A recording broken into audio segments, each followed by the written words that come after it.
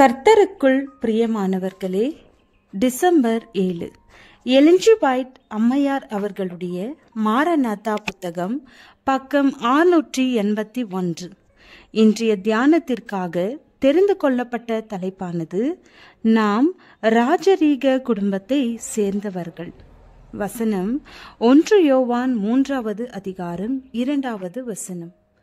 பிரியமானவர்களே, இப்பொழுது தேவனுடைய பிள்ளைகளாயிருக்கிறோம், இனி எவ்விதமா இருப்போம் என்று இன்னும் வெளிப்படவில்லை. ஆகிலும் அவர் வெளிப்படும் போது அவர் இருக்கிற வண்ணமாகவே நாம் அவரை தரிசிப்பதினால் அவருக்கு ஒப்பாயிருப்போம் என்று அறிந்திருக்கிறோம். தேவகுமாரர்களாக, பரலோக அரசனின் பிள்ளைகளாக, அரச குடும்பத்தை சார்ந்தவர்களாக இருப்பதை போன்ற கனத்தையும் மகிமையையும் உலகத்திலுள்ள பதவி உயர்வும் மேன்மையும் வழங்க முடியுமா? இவ்வுலகத்தில் மேன்மைப்படுத்தப்பட்டவர்கள் வெறும் மனிதர்களே. அவர்கள் மரித்து மண்ணுக்கு திரும்புவார். அவர்களின் புகழ்ச்சியிலும் கனத்திலும் எவ்வித நீடித்த திருப்தியும் கிடையாது. ஆனால் தேவனிடமிருந்து வரும் கனமும் மேன்மையும் என்றும் நிலைத்திருக்கும். தேவனுக்கு சுதந்திரவாளிகளும் கிறிஸ்துவுக்கு உடன் சுதந்திரவாளிகளும் என்பதும் தேடி கண்டுபிடிக்க முடியாத ஐஸ்வர்யத்திற்கு நாம் பாத்திரவான்கள் என்பதும் எத்தனை மேன்மை! அந்த சிறந்த பொக்கிஷத்திற்கு முன் நம் தங்கம், வெள்ளி, இரத்தினங்கள், விலையேற பெற்ற கற்கள் ஆகியவை அற்பமான நிலைக்கு தள்ளப்பட்டு விடுகின்றன.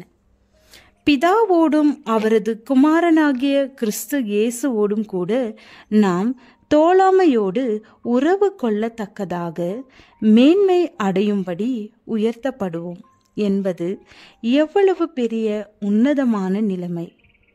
அந்த சொல்லி முடியாத ஆனந்தத்திற்கும் மகிமைக்கும் நாம் பங்காளிகளாக்கப்படுவோம். உணவு, உடை, பதவி, சொத்து ஆகியவற்றிற்கு மதிப்பு உண்டு.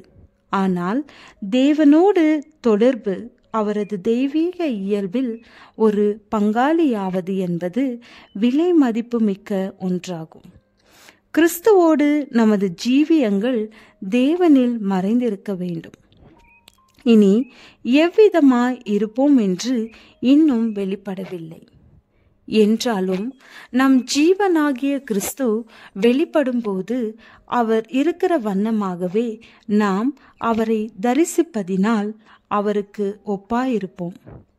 ராஜரீகமான கிறிஸ்தவ குணலட்சணங்கள் சூரிய பிரகாசம் போல் ஜொலிக்கும்.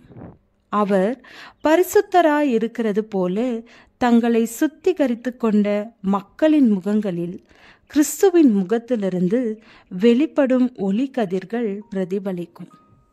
தேவனுடைய பிள்ளைகளாகும் சிறப்புரிமையை பெறுவதற்கு நாம் செலுத்தும் விலை, நம் ஜீவன் உட்பட நமக்குண்டான யாவற்றையும் நாம் தியாகம் செய்திருந்தாலும் அவையெல்லாம் மிகவும் அற்ப சொற்பமானதே. யோவான் மனுஷீகத்தில் தேவ மகிமையை கண்டபொழுது அந்த காட்சியை காண முடியாதவனாக செத்தவனைப் போல விழுந்தான். ஆனால் தேவனுடைய பிள்ளைகள் சாவாமையை தரித்து கொள்ளும் பொழுது அவர் இருக்கிற வண்ணமாகவே அவரை தரிசிப்பார்கள். தங்கள் பிரியமானவர்களுக்குள் அங்கீகரிக்கப்பட்டவர்களாக சிங்காசனத்திற்கு முன் அவர்கள் நிற்பார்கள். அவர்கள் பாவங்கள் அகற்றப்பட்டுவிட்டன. அவர்கள் மீறுதல்கள் யாவும் அப்புறப்படுத்தப்பட்டாயிற்று. தேவ சிங்காசனத்தின் பூரண மகிமையை அவர்களால் இப்பொழுது காண முடியும். அவர்கள் கிறிஸ்துவோடு அவரது பாடுகளுக்கு பங்காளிகளாகவும் மீட்பின் திட்டத்தில் அவரது உடன் ஊழியக்காரர்களாகவும் தேவ ராஜ்யத்தில் ரட்சிக்கப்பட்ட ஆத்துமாக்களை கண்டு அவரோடு மகிழவும் நித்திய நித்தியமாக தேவனை துதிக்கவும் பாக்கியம் பெற்றிருக்கிறார்கள். ஆமேன்.